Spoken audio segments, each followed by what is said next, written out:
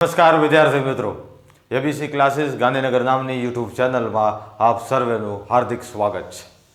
આજે તમારા માટે લઈને ઉપલબ્ધ થયું છું ધોરણ 10 વિષય સામાજિક વિજ્ઞાન એની બ્લુપ્રિન્ટ. ઘણા બધા વિદ્યાર્થીઓ આજે બ્લુપ્રિન્ટને સમજી નથી રહ્યા. આજે આપણે એને સરળતાથી સમજવાના છીએ. એ લોકો વાંચે છે પણ યોગ્ય જે પાઠ છે, ચેપ્ટર જે છે એ નથી વાંચી રહ્યા. મારો કહેવાનો સીધો સાદો મતલબ એટલો છે કે જે ચેપ્ટરમાંથી તમારે 2 ગુણના નથી પૂછાતા પ્રશ્નો, શામાંથી એમાં વાંચો છો? અથવા તો 3 અથવા 4 ગુણના પ્રશ્નો જે ચેપ્ટરમાંથી નથી પૂછાઈ રહ્યા, તો શા માટે એમાંથી તમે વાંચી રહ્યા છો? બિલકુલ સીધો જ પ્રશ્ન છે. શું તમને ખબર છે કે સામાજિક વિજ્ઞાન વિષયની અંદર કયા ચેપ્ટરમાંથી 4, 3, 2 ગુણના પ્રશ્નો પૂછાય છે? જાણો છો? ન જાણતા હો તો આજે તમારા માટે બહુ જ એકદમ સરળ મસ્ત મજાનો આ વિડીયો લઈને ઉપલબ્ધ થયો છે. શું તમને એ પણ ખબર છે કે 2 ગુણના પ્રશ્નની અંદર કેટલી મર્યાદાની અંદર ટોપિક લખવા પડે ત્યારે જઈને તમને પૂરા ગુણ મળે છે? શું 3 ગુણની અંદર કેટલા મુદ્દા લખવા પડે અને 4 ગુણની અંદર કેટલા મુદ્દા લખવા પડે? આ ઘણા બધા વિદ્યાર્થીઓને 99% વિદ્યાર્થીઓને ખબર નથી હોતી કે 4 ગુણનો પ્રશ્ન પૂછાય તો કેટલા મુદ્દા લખવું, કે પછી 3 ગુણનો પૂછાય તો કેટલા લખવું અને 2 ગુણનો પ્રશ્ન પૂછાય તો કેટલા મુદ્દા લખવું. આ બધા જ તમારા પ્રશ્નોના સચોટ સમાધાન સાથે આજે ઉપલબ્ધ થયો છું. શરૂઆત કરીએ વિદ્યાર્થી મિત્રો.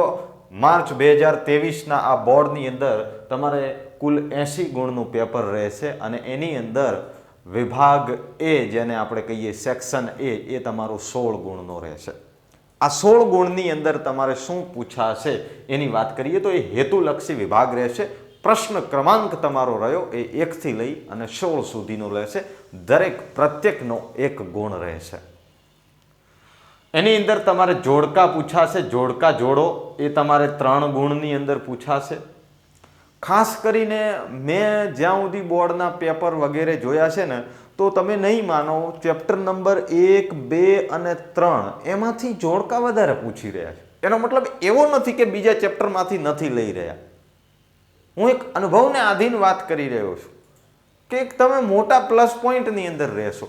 શું જોડકા 3 ગુણના પૂછાય, ખરા ખોટા પણ 3 ગુણના પૂછાય, ખાલી જગ્યા 3 ગુણની, વિકલ્પ 3 ગુણના અને એક શબ્દની અંદર સંક્ષિપ્તની અંદર જે ટૂંકા પ્રશ્ન પૂછાય છે એ 4 ગુણના રહેશે.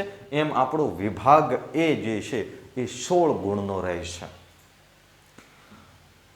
પાઠ વાત કરીએ વિભાગ એ ની અંદર કયા ચેપ્ટરમાંથી ખાલી જગ્યા, જોડકા, ખરા ખોટા, વિકલ્પ કે 1 ગુણના રહેશે, તો આ એના તમામ ચેપ્ટર અહીંયા આપવામાં આવેલા છે. પાઠ નંબર 1, 2, 3, ત્યારબાદ 4, 7, 9, 11, 12, 14, 15, 16, 18, 19 ને 21 આ ચેપ્ટરોમાંથી તમારે હેતુલક્ષી વિભાગમાંથી પૂછાશે. બાકીના જે આમાંથી 7-8 ચેપ્ટર જે છે એ તમારે નથી કરવાના. એમાંથી હેતુલક્ષી નથી આવવાનું. એટલે એમાંથી બિલકુલ હેતુલક્ષી વાંચવાની જરૂર નથી. પહેલા આટલું કરો. વિભાગ એ ની વાત આપણે અહીંયા પૂર્ણાહુતિ કરીએ. વિભાગ બી તરફ જઈએ તો આપેલા પ્રશ્નોની અંદર તમારે 15 થી લઈને 30 શબ્દોમાં જવાબ લખવાના. તો તમારો પ્રશ્ન ક્રમાંક અહીંયા 17 થી ચાલુ થશે અને 26 સુધી રહેશે. 17 થી લઈને 26 સુધી. એટલે કે વાત કરીએ તો આની અંદર 4 પ્રશ્નો જે છે એ અથવાની અંદર પૂછાશે. હા, જેના અથવામાં જે પ્રશ્ન હોય એ જ લખવો પડે. બીજા કોઈ પ્રશ્નના અથવામાં જઈને ન લખી શકાય અને લખી પણ દીધો તો એનો માર્ક્સ મળવા પાત્ર રહેશે નહીં. આ બાબતનું પણ તમારે બાળકો ધ્યાન રાખવું પડશે. હા, જે પ્રશ્નના અથવામાં જે છે એ જ તમે લખી શકાય. તો ટોટલ 17, 18, 19, 20, 21, 22, 23, 24, 25 અને 26 10 પ્રશ્ન. ઓકે, 10 પ્રશ્ન અને તમારે ટોટલ વિભાગ બી 20 ગુણનો રહેશે. 2 ગુણના તમને 10 પ્રશ્ન પૂછશે. એ 10ના તમે એની અંદર 4 પ્રશ્ન તમને અથવામાં પૂછશે કે કદાચ ન આવડે તો તમે અથવાવાળો પણ લખી શકો છો. ખ્યાલ આવ્યો? તો 20 ગુણનો આપણો આ વિભાગ બી રહેશે. હવે ખાસ ધ્યાન એ રાખજો કે વિભાગ બી જે છે એ એની અંદર વિધાન સમજાવો. જેમ કે હું તમને એક કહેવાનો મતલબ કે ઉદાહરણ તરીકે વાત કરીએ તો કોઈ પણ પ્રશ્ન તમને પૂછાય તો પાછળ તમે જોયું છે કે વિધાન સમજાવો. દક્ષિણ ભારતમાં તળાવો દ્વારા ખેતી થાય છે, વિધાન સમજાવો અથવા તો કારણ આપો એવું કહી દે. કોઈ પારિભાષિક શબ્દ પૂછી લે તમને, એવું પણ પૂછી શકે. અને જેમ કે તમે 7મા જેવા ચેપ્ટરની અંદર કે જાઓ કે એવી રીતે જાઓ તો એની અંદર પરિસ્થિતિજન્ય સવાલ જવાબ પૂછી લે. હા, જેમ કે તમારા મંતવ્યો, પ્રવાસ પર્યટન વિભાગના જે પ્રશ્નો આવે છે, પછી ટ્રાફિકના નિયમો માટેના તમારા મંતવ્યો જણાવો, આવા તમારા પરિસ્થિતિજન્ય જવાબ પણ પૂછી શકે છે, જે તમારે મૌખિક ભાષામાં આપવું પડે. અને ગઈ વખતે તો તમે નહીં માનો, વિભાગ બીમાં પહેલો જ એક મોટો નકશો આપી દીધો, આખા પેજ ઉપર નકશો, અને એમાંથી જવાબ જોઈને લખવાના. બિલકુલ સરળ હતો પ્રશ્ન, અંદરથી જોઈને જ લખવાનું હતું, પણ તમે એકદમ પેલું કહેવાય એમ કે થોડાક બેબાકળા બની જાઓ, હોતું કંઈ નથી એટલું અઘરું. તો અહીંયા આવા પ્રકારના પ્રશ્ન પૂછી શકે. હવે ઘણા બધા વિદ્યાર્થી મિત્રોને પાછી એ તકલીફ ને ઘણા બધા પૂછતા રહે કે સાહેબ વિભાગ બીની અંદર કોઈ પ્રશ્ન પૂછાય. હા બરોબર, તો એમાં કેટલા મુદ્દા લખવાના? ઓછામાં ઓછા 6, વધુમાં વધુ 6. એટલે કે 6 મુદ્દા લખો, 6 પોઈન્ટ તમે લખી દીધા તો તમે 2 માર્ક્સના હકદાર છો. બોર્ડની અંદર પેપર તપાસનાર 1 2 3 4 5 6 એકદમ કરેક્ટ, ધેન 2 માર્ક્સ તમારા પાકા. તો વિભાગ બી વિષય સામાજિક વિજ્ઞાન 6 મુદ્દા હશે, 2 માર્ક્સ તમારા પક્કા. તમે નથી જાણતા, હવે જાણી લીધું ને? તમારા મિત્રને હજી ખબર નથી, શેર કરો વિડીયો, એને જાણવું પડશે, નુકસાન જશે. 6 મુદ્દા તમારે લખવા પડશે. કયા કયા ચેપ્ટરમાંથી વિભાગ બી ની અંદર પ્રશ્ન પૂછાશે? એટલે કે વાત કરીએ તો 10 પ્રશ્ન છે વિદ્યાર્થી મિત્રો, તો ચેપ્ટર પણ થોડા વધારે હોવાના. પહેલો, બીજો, છઠ્ઠો, 7મો, 9મો, 11મો, 12, 13, 14 અને 20. ફરીથી કહું છું, 1 2 6 7 9, ત્યારબાદ 11 12 13 14 અને 20મા ચેપ્ટરમાંથી વિભાગ બી માંથી પ્રશ્ન પૂછાશે. તો 6 મુદ્દા તમારા વિદ્યાર્થી મિત્રો લખવાના. ઓકે, આ બહુ સરળ રીતે તમને સમજાવી રહ્યો છું કે તમે ખાસ હવે વિભાગ બી ની અંદર આપણે જોઈએ 8મા ચેપ્ટરમાંથી નથી પૂછાતો પ્રશ્ન, તો શા માટે ભાઈ કરવો? શા માટે ખોટું તમે પોતાનું એફર્ટ ખોટી જગ્યાએ નાખી રહ્યા છો? બિલકુલ નાખવાની જરૂર નથી. જે ચેપ્ટરમાંથી પૂછાય છે એમાંથી કરો એટલે તમારી મહેનત અડધી કહેવાનો મતલબ થઈ જાય. વિભાગ સી તરફ આવીએ. 24 ગુણનો પૂછાય છે. પ્રશ્ન ક્રમાંકની અંદર તમે જુઓ તો 27 28 29 30 31 32 33 34 8 પ્રશ્ન લખવાના. 8 તરી 24 માર્ક્સનો તમારો વિભાગ સી રહેશે. 60 થી લઈને 80 શબ્દોની અંદર તમારે જવાબ આપવાનો. આમાં પણ વિધાન સમજાવો, પારિભાષિક શબ્દો પૂછાય છે, પણ આમાં ટૂંકનોદ અને તફાવત વધારાનું ઉમેરાય છે, તો આ ખાસ ધ્યાન રાખજો. ઓકે, તો હવે ચેપ્ટર કયા કયા? તો કે ચેપ્ટર નંબર 3 4 8 15 16 18 19 ને 20. અહીંયા તમને 3 પ્રશ્નો અથવામાં મળશે. કેટલા? 3 પ્રશ્ન જે છે એ તમને અથવામાં મળશે. એટલે કે ત્યાં સુધી તમને કહેવાનો મતલબ એ ચેપ્ટરનો એ પ્રશ્ન ના આવડે તો બીજો પ્રશ્ન અથવામાં પૂછેલો હોય આપણે એ લખી દેવાનો.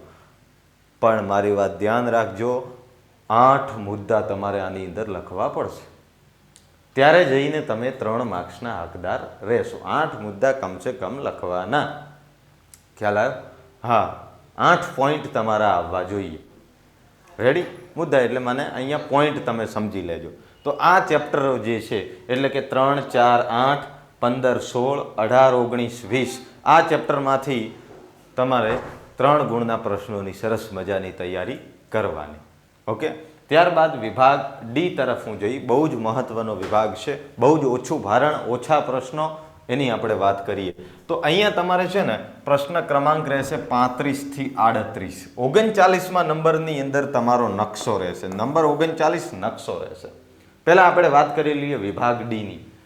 35 36 37 38 4 પ્રશ્ન પૂછાશે.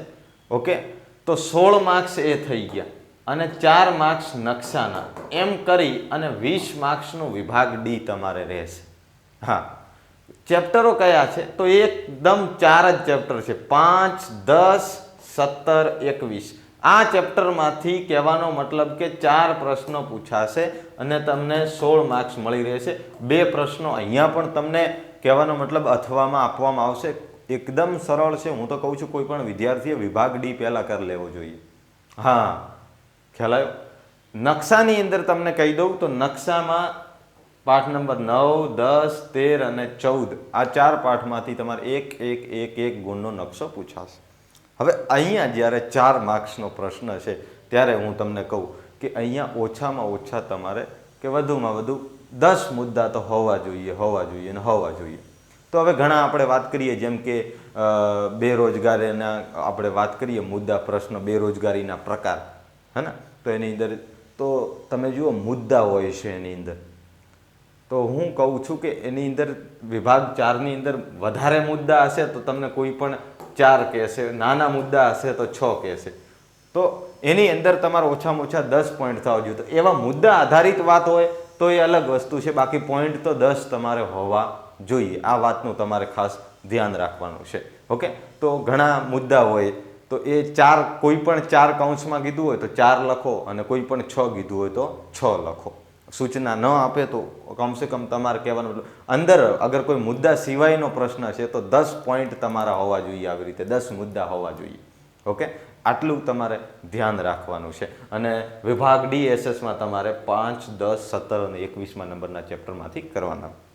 હું તમને નકશાની પણ આખી સરસ આ 4 ચેપ્ટરની નકશાના કહેવાનો મતલબ કે સિરીઝ તમને આપવાનો છું. એમાંથી તમને નકશા પૂર્તિ પણ કરાવવાનું છું. એના વિડીયોઝ પણ તમને મળી જશે. ઓકે, બિલકુલ ચિંતા કરવાની જરૂર નથી. મોડલ પેપર સોલ્યુશન પણ તમને વિભાગ A, B, C, D બધું જ પ્રાપ્ત થશે. બોર્ડના મોસ્ટ આઈએમપી પ્રશ્નો એ પણ તમને બધું જ પ્રાપ્ત થશે. અમે તમને બધી જ રીતે મદદરૂપ થવા માટે તૈયાર છીએ. તો તમે પણ થઈ જાઓ તૈયાર. આવનારી માર્ચ 2023ની બોર્ડની પરીક્ષાઓ થઈ જાઓ તૈયાર. કમર કસી લો હવે, હે ને? હવે વધારે દિવસો બાકી નથી. એક વિષયની પાછળ હવે 10-11 દિવસનો સમય આવી રહ્યો છે. વિશેષ સમય હવે આપણી જોડે નથી. હવે તૈયાર થઈ જાઓ. રાતોને એક કરી નાખવાની છે. હવે વિદ્યાર્થી કાળમાં સમયના બંધનોને તોડી નાખવાના છે. જેટલું વાંચી શકાય એટલું વાંચી લો. કોઈ જ ચિંતા કરવાની જરૂર નથી. ફરી આવી રીતે સરસ મજાની માહિતી સાથે નવા વિડીયો સાથે તમારી સમક્ષ ઉપલબ્ધ થઈ. વિડીયો ગમે હોય તો શેર કરજો, લાઈક કરજો. વિશેષ કંઈ જાણવું હોય તો કોમેન્ટ તમે અવશ્ય કરજો. એ તરફ પણ અમે પગલાં ભરીશું. સાંભળવા બદલ દિલથી આભાર. ફરી મળીશું આવતી વખતે નવા અધ્યાય, નવા ટોપિક સાથે. Good bye. જય હિન્દ.